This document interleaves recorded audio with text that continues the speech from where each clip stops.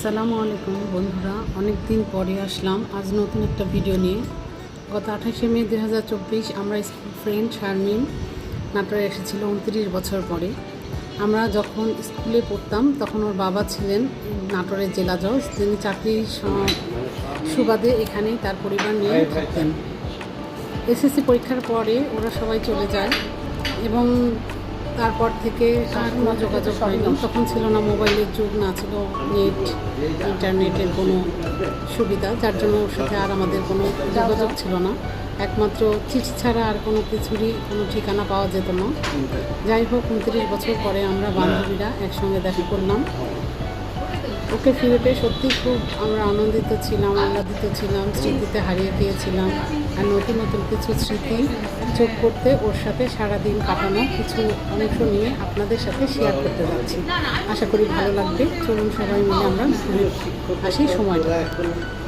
সত্যিকার বলছি যে সেই মানসিকতার কোনো নাই। আমাদের এত সুন্দর করে তারপর স্যার নিতেন একটা ক্লাস, স্যার ম্যাডাম নিতেন। যখন ম্যাডাম আসতেন আমরা কিন্তু ওনার ক্লাস খুব ঠান্ডা মানুষ। ছাত্রী বেশি, সংখ্যা বেশি, কিন্তু দেখা যাচ্ছে যে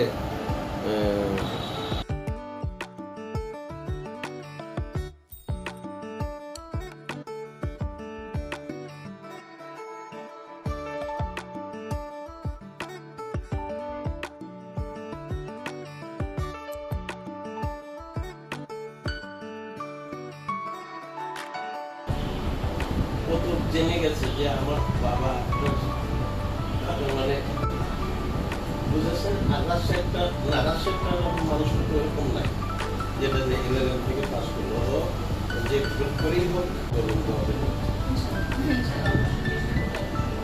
চেষ্টা হলো একটা বুঝছেন।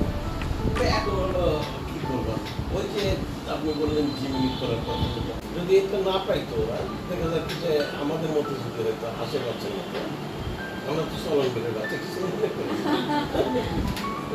ছোটকালে ওই দেখা গেছে যে আমার একটা স্মরণীয় ভাব আইছিল, সে বলে তুমি তো ছোটকালে পড়ে গেছিলে পানিতে। আর আমার কুকুর মানে আমার মা পাশে না দিক সবাইকে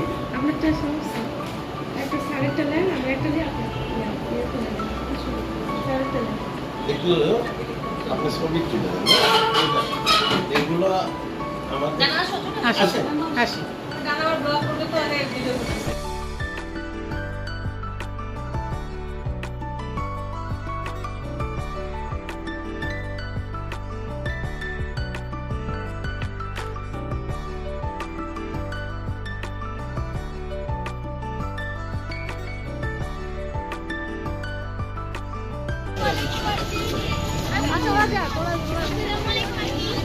আপনি একটা মোবাইল দেন, আমি হ্যালো তুলে দিচ্ছি। হ্যাঁ, আমি ভিডিও করছিলাম।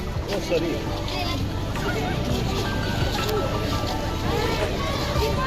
আমরা ভিডিও করে দাঁড়াই থেকে আমরা দাঁড়াই থেকে আমরা দাঁড়াই আমরা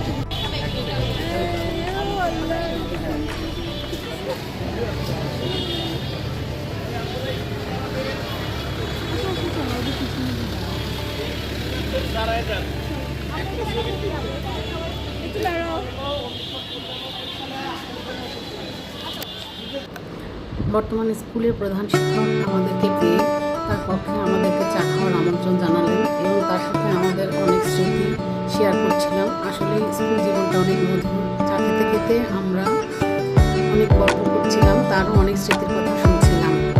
যাই হোক বন্ধুরা, আজকে এই পর্যন্ত